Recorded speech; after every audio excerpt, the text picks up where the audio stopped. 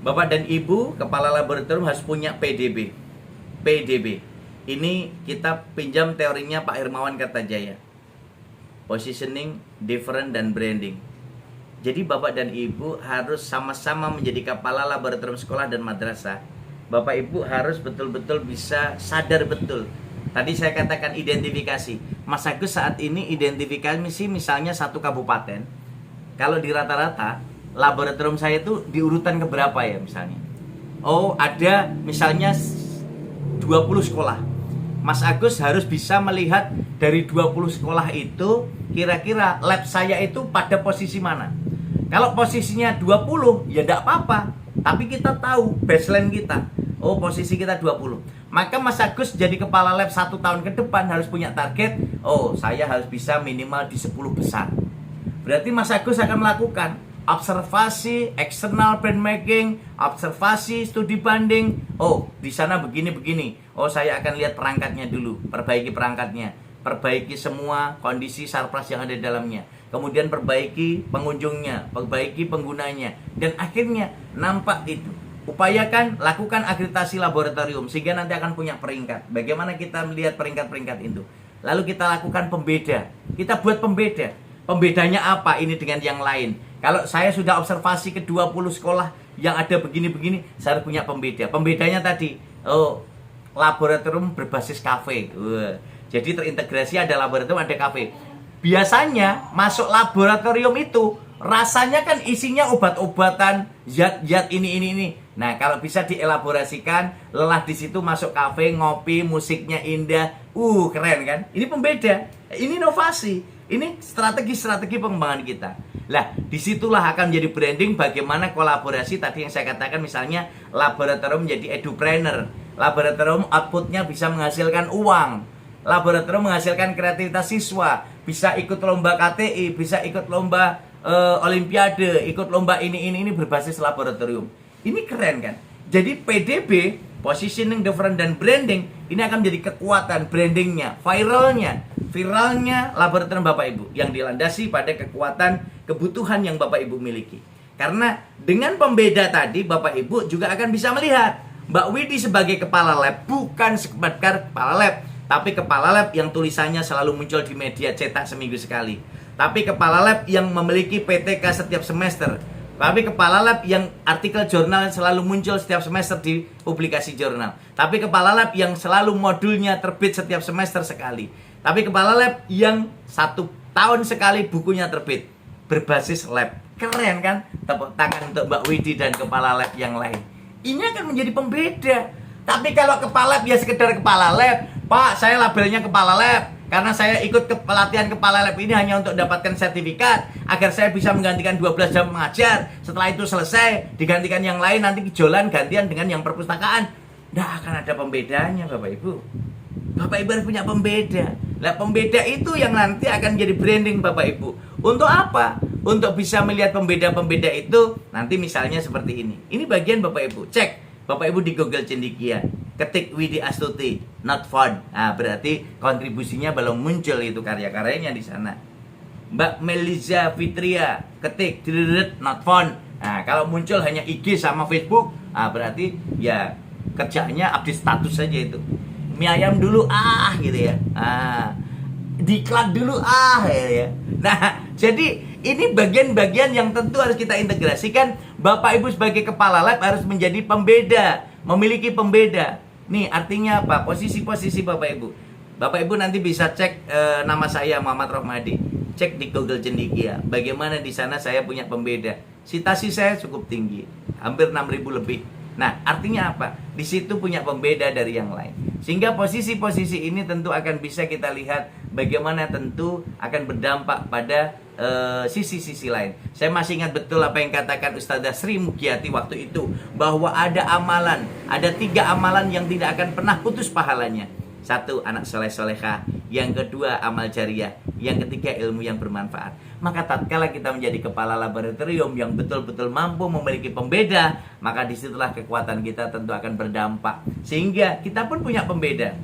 Ini kita ambil di beberapa tahun yang lalu. Bapak Ibu kalau cek sekarang citasi saya udah 6.000 lebih.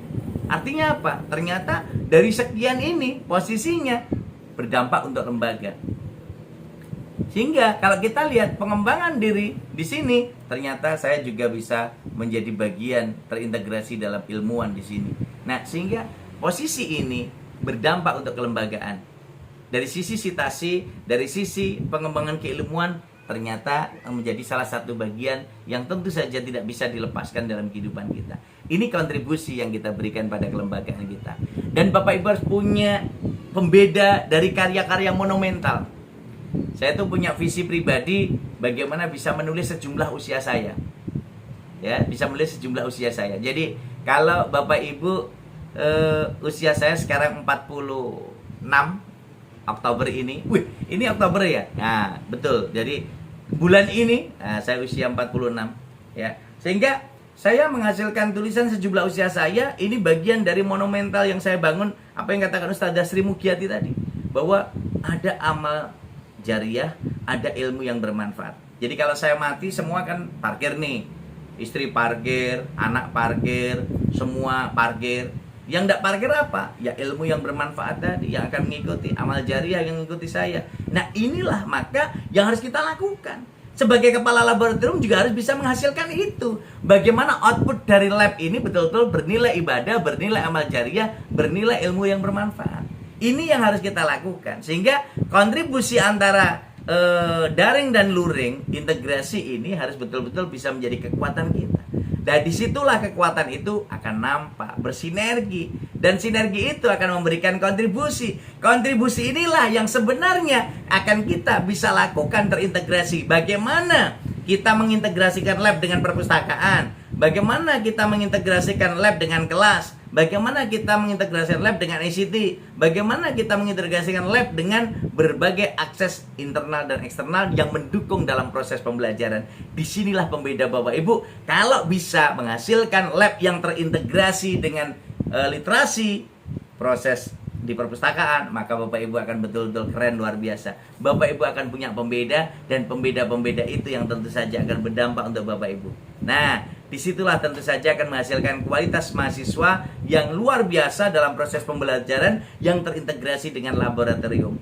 Jadi dari perencanaan, pelaksanaan, evaluasi, dan tindak lanjutnya terintegrasi sampai output pengembangan dari kurikulum Bapak Ibu, media pembelajaran, proses pembelajaran, semua dilakukan, outputnya akan diperoleh. Maka ketika Bapak Ibu memasuki dengan kurikulum Merdeka Belajar pun aman, karena Bapak Ibu akan bisa melihat berbagai strategi dan sinergisitas itu dibangun terintegrasi. Maka disitulah kekuatan Bapak Ibu sebagai sosok kepala laboratorium yang tentu saja akan berdiskusi dengan siswanya, berdiskusi dengan teman sejawatnya, akan memberikan kontribusi nyata dalam kehidupan untuk bisa menghasilkan pembelajaran yang inovatif. Maka terakhir, Bapak dan Ibu harus melakukan evaluasi diri. Bagaimana kita merencanakan, melaksanakan, mengevaluasi, dan menindaklanjuti untuk mencapai tujuan yang kita target. Ini harus betul-betul kita lakukan evaluasi diri secara berkelanjutan. Sehingga lakukan perencanaan, lakukan proses pelaksanaan, lalu dievaluasi, lalu ditindaklanjuti. Maka disitulah kekuatan kita untuk menghasilkan laboratorium yang unggul, yang tentu saja akan berdampak. Sehingga sinergisitas ini nggak bisa saya katakan tadi untuk membangun Superman, kita harus membangun super team. Maka lakukan 5B untuk mewujudkan PDB ini. Bersilaturahmi. Hari ini kita bersilaturahmi, Bapak Ibu punya teman-teman dari seluruh Indonesia, lakukan komunikasi setiap saat. Nggonamu piye, nggonaku piye, punyaku seperti ini, punyamu seperti itu. Bagaimana kita lihat di situ upaya kita. B yang kedua, berkomunikasi. Bagaimana kalau kita kerjasama? B yang ketiga, berkolaborasi. Dan jangan hanya merencanakan, jangan hanya berkomunikasi, tapi Bapak Ibu harus melakukan B yang keempat, beraksi. Dan setelah itu jadi, wujudkan dalam bentuk karya tulisan agar bisa dinikmati banyak orang. Maka Bapak Ibu lakukan B yang kelima, berliterasi dengan Ratu Lisa, rajin menulis dan baca. Sehingga kita akan bisa fokus, visioner, dan menguasai teknologi untuk menjadi kepala laboratorium abad 21. Dan ingat, tetap tersenyum 228. 2 cm ke kiri, 2 cm ke kanan, dan 8 detik mengembang. Nah, itulah yang tentu saja kita miliki, seperti model senyumnya Mbak Sri Mugyati. Mau senyum tapi ditahan, senyum aja nggak apa-apa. Jadi biar nikmat. Jadi kalau bisa tersenyum, senyumlah. Mumpung senyum belum dilarang Mbak Sri. Jadi posisi itu yang harus kita miliki. Jadi tetap. Nah, nih senyum model Mbak Sri ini, senyum model 228. 2 cm ke kiri, 2 cm ke kanan, dan 8 detik mengembang. Cie gitu ya. Nah, Inilah kepala lab harus punya model senyum 228 untuk melayani siswanya. Jangan sampai kepala lab itu wajahnya besengut, tidak menyenangkan, siswa melihat saja innalillahi wa inna ilaihi raji'un.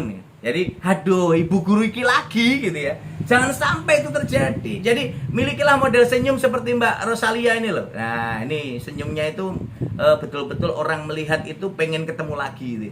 Sehingga posisi senyum-senyum seperti itu yang kita miliki sebagai kepala lab harus betul-betul memiliki model senyum 228. Jadi, jadilah orang yang pertama menyapa lebih dahulu. Halo nak, mbak, mas, gimana? Sedang belajar apa? Tidak harus Bapak Ibu nunggu. Loh, aku kan guru Pak Romadi, aku kepala lab.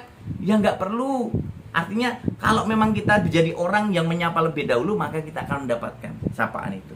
Jadi disitulah kita letaknya memanusiakan manusia, sinergisitas kita, agar kita terintegrasi secara nyata. Sehingga saya titip pesan, jadilah seperti bintang, bulan, dan matahari yang selalu menyinari bumi, baik tampak tidak tampak manusia. Semangat ini yang harus kita miliki, bersinergi dalam kolaborasi, dan disinilah kekuatan kita untuk bisa senantiasa berliterasi dengan Ratu Lisa di Istana Arfus tercinta. Disinilah kekuatan kita agar kita terus bisa bersinergi, bahwa diri kita itu menjadi manusia-manusia terbaik yang tentu saja kita akan selalu berliterasi dengan Ratu Lisa, rajin menulis dan membaca. Kalau Anda mengaku sebagai mahasiswa, guru, dan dosen, maka membacalah untuk menulis, dan menulislah untuk dibaca umat sepanjang hayat. Disitulah komitmen kita bersama saya Muhammad Rohmadi Ratu Lisa. Mari kita wujudkan laboratorium abad 21 yang keren dan luar biasa, tapi tetap menjadi media pusat sumber belajar yang bisa memanusiakan manusia. Salam hebat dan luar biasa untuk kita semua. Assalamualaikum warahmatullahi wabarakatuh.